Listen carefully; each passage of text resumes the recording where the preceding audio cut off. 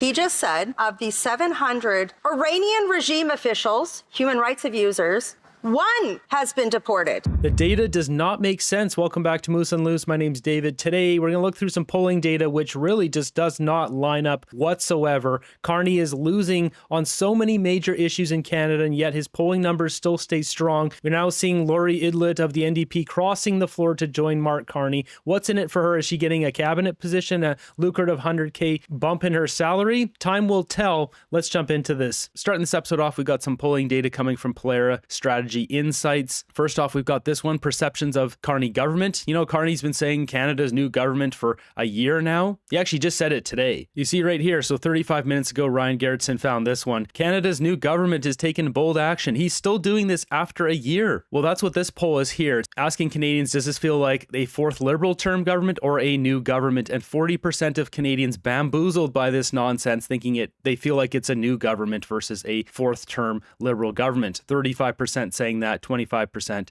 unsure. We've got this one here with preferred approach. I don't like the colors they use throughout this entire document. It's very confusing, but it says voters prefer Carney's approach over Trudeau's approach to all these different topics here. So this light blue prefers Carney, the dark blue is Trudeau's, and then dislike equally is red, and then like both equally is this yellow color, and gray is not sure. So Canada-US relations, 47% prefer Carney, 8% Trudeau. There are some Trudeau diehards in here, which is funny. International relations, 45%. The economy, 40%. Tone and approach to governing, 41%. I guess these people like the arrogant smugness of Mark Carney versus Trudeau. Federal election relations, 33%. And as you see, these start to grow on the dislike both equally side. Immigration is tied, 30% dislike, 30% prefer Carney's approach, which is crazy. The deficit is where the disapproval here starts to get more than Carney's approval, 32 to 27. As we go down, it just gets worse from there. Jobs, housing, taxes, cost of living, 39% to 25%. The only reason why Carney and these polling numbers are so well is that a lot of the older folk that vote for Mark Carney are stinking rich or have a lot of money. They have their nest egg. They have multiple houses. They're set up financially, so this doesn't affect them. I don't understand why the youth vote, middle-age vote is voting for Mark Carney's in favor of him, aside from just liberal propaganda. But if surely, with the cost of living being so high, you would think people would start to look stuff up and saying, why is it so bad? It just keeps getting worse. Not, oh, I'm going to keep supporting Carney because it's getting worse, but he'll make it better. Moving down here, we've got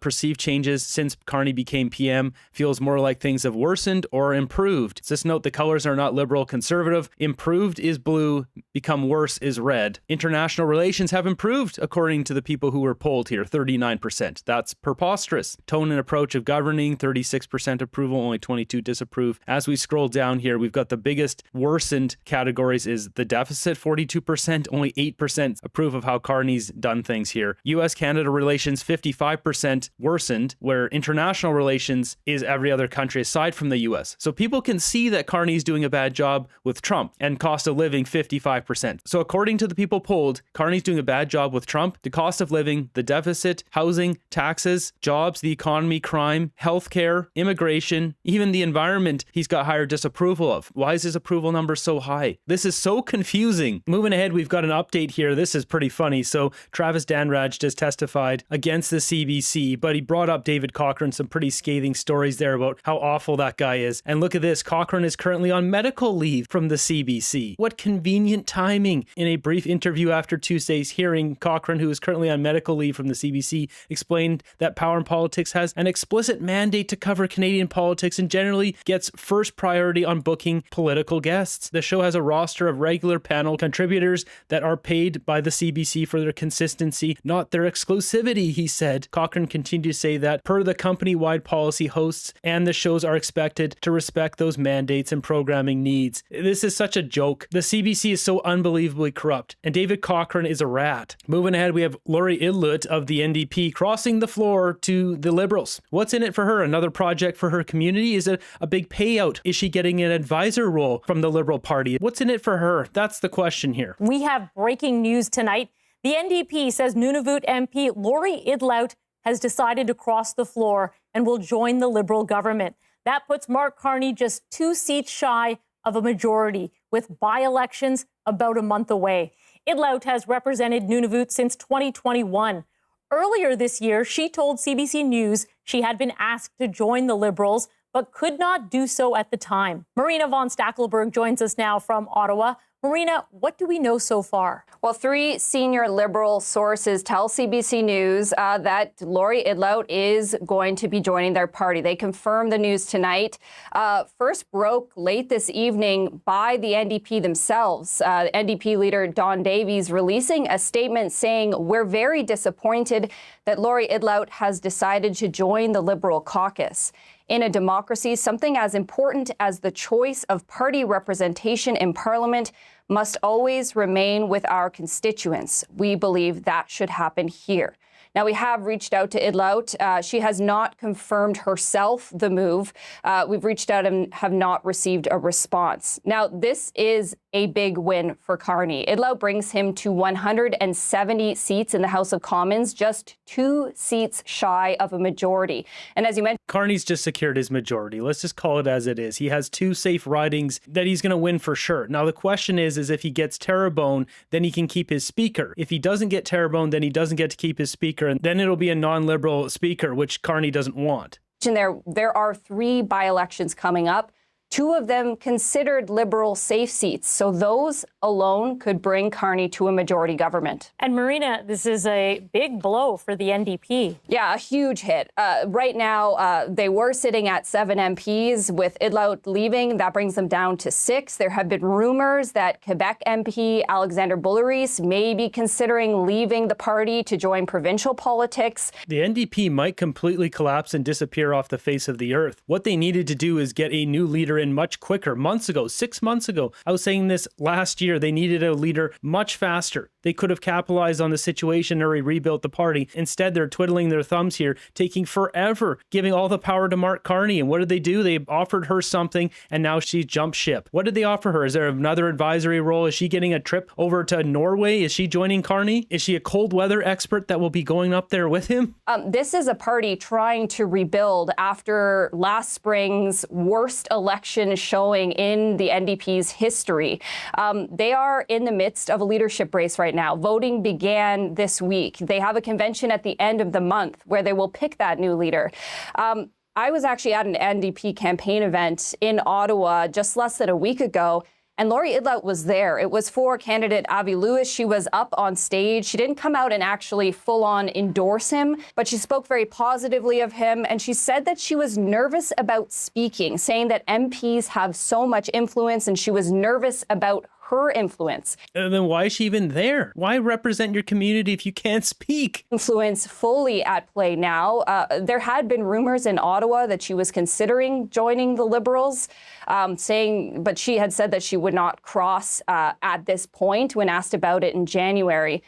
This really is the Liberals successfully now pulling off 4 floor crossings, 3 Conservatives, and now the NDP, showing that the Carney government is eating away at both sides, from the right and now from the left, very effectively. Yeah, because there's no law against bribing people coming over. All they have to do is offer up these advisory positions with another 50, 100K attached to it. These crumb snatchers come on over. Going down memory lane, posted right on Lori's account here, she hasn't wiped this yet, saying the Liberal government continues to fight against First Nations children. Rather than committing to addressing the backlog, they expect Canadians to be satisfied with their delay and flawed approach that sadly resulted in the perishing of First Nation children. 3 First Nations children have died since January due to this government's non-compliance with Jordan's Principle.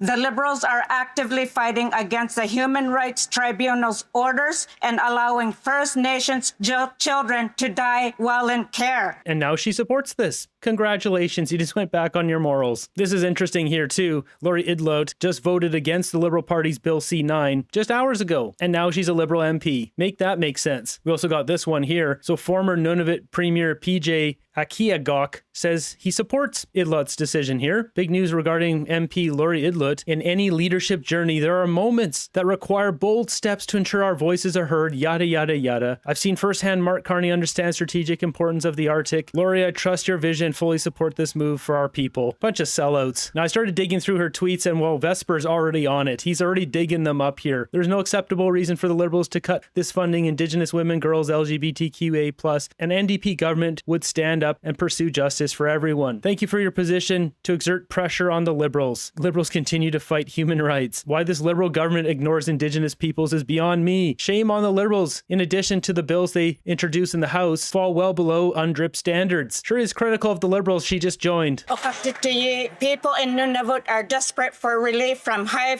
sky food prices. Infant formula is upwards of $80. People even feel that every time there is Jordan's principal funding, the Northwest Company increases the price of food even more. People are pleading to the Liberals, but all they offer is another study. When will this government stop supporting corporate greed and finally help to alleviate poverty? Yeah, it's going to get worse up there. I feel for anyone who lives up in the north because prices are a multiple more than everyone else. All the basics are like 5x. It's going to get worse, and all she's doing is securing her own job for the next 3 years. The $600 billion you spent on woke things in 10 years could have built a road up to Nunavut. Now, what I suspect is going to happen here is Mark Carney is going to shuffle his cabinet after he has those by-elections. He'll probably prorogue the government for a day just to reset the entire deck, basically clean off all the bills, reset the committees where Liberals have the majority in all of them, then they can pass all their crap through there, roll out his net zero agenda, and possibly some of these floor crossers will get bumps up in pay. They'll get parliamentary secretary roles, minister roles. Right now, Matt Genereux being a special advisor would get a top up. From what I can see, it's roughly around a $20,000 pay increase, but I wonder if Carney's going to bump these people up to keep them loyal. The main thing to look at now is a Terrebonne riding secures Carney keeping his speaker. So if they lose that, then they have to give up that speaker role. Jumping over to the House of Commons, we have a back and forth here regarding the IRGC, the 700 agents that have been allowed into Canada. The Liberals getting scolded on this. Liberals are allowing foreign conflicts to spill onto our streets, Mr. Speaker, and Canadians are paying the price. An Iranian activist is missing, and it looks more and more like Tehran is involved. Meanwhile, hundreds of IRGC agents live in Canada, hanging out in cafes and going to the gym. Yet Canadian officials say they can't deport these terrorists because they can claim asylum, there are no flights to Iran, and their privacy must be protected. Thoughts and prayers are not going to cut it, Mr. Speaker. Why is the immigration minister still failing to protect Canadians, and why does she still have her job? So this is in fact true. As it says here, latest excuse by the government of Canada to why they are not deporting IRGC, Iran's Islamic regime operators from Canada, is because there are no flights to Iran. It says right here, no Iranians connected with the regime can be deported as there are no flights. Well, then stick them on a private jet and get them the heck out of our country. Mr. Speaker, let's be very clear, Mr. Speaker. The IRGC was listed as a terrorist entity in 2024. Canada has listed Iran as a state sponsor of terrorism. We have sanctioned over 200 Iranian officials. We are working to ensure that those who are inadmissible in Canada are removed, and we've already started the process. One has already been removed, Mr. Speaker. We have canceled dozens of visas for those who are ineligible to be here. We will continue to ensure the safety and security of Canadians, Mr. Speaker. Gary is getting humiliated here. 700 of these terror lords in our country, and they said they removed one. Can I just recap what's in the Public Safety Minister's QP binder? He just said, of the 700 Iranian regime officials, human rights abusers, one has been deported. Why hasn't he asked his department officials to at least update the garbage that's in his QP binder? The honourable member used that term once before, and I didn't quite like it, and I do have a responsibility for trying to maintain some decorum.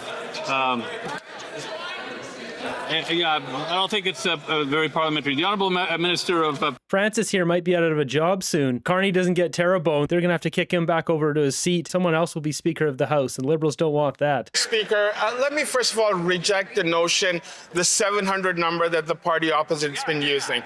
There are are efforts in place as we speak by the Canada Border Service Agency to remove those who are inadmissible to Canada, Mr. Speaker. There's processes in place to remove these people. We just don't enact these processes. You notice too, Gary's the only one answering questions. What happened to Lena, Carney's immigration minister? This coming from Blacklock's reporter. Lena Metlidge-Diab will no longer take questions from independent media under the Citizen Immigration Canada policy. Only newsrooms that meet criteria for government approval will be granted audiences. They put a muzzle on her because they know she's the weak link. They have reviewed over 18,000 applications for inadmissibility, Mr. Speaker. They have opened over 170 investigations and have approximately 240 visas that have been cancelled. We have removed individuals who are members of the IRDC. We will continue to go through the process to remove them. Let's be very clear. Those who are ineligible and inadmissible will be removed. Okay. So he said he's removed one. And now he says, I dispute the 700 number. So is it 1,000? Is it 2,000? However, is it? No. This is serious. We have members of the Persian community that are seeing their businesses shot up. People are living in fear in the street. And the Liberal immigration minister has done nothing to change the law, nothing to keep her officials in line. Why does she still have her job? Meanwhile, we've got Leah posting this. Why are we allowing newcomers who are affected with HIV into Canada? This is a great question. Shouldn't this be priority of safety? Rising cases show HIV can't be considered a disease of the past. 30 new cases of HIV reported from 2023 to 24. Could it be we're bringing in people with HIV? She also posted this here news release from today showing that the Liberals are going to be providing almost $600,000 to support delivery of inclusive, culturally sensitive SHR services and resources, yada yada. Goes down here, $210,000 to enhance SHR services and health outcomes for women, youth, and LGBTQI plus newcomers in Newfoundland and Labrador, and $375,000 for the Canadian, Black, African, and Caribbean HIV/AIDS network. My brain cannot process everything that's going on.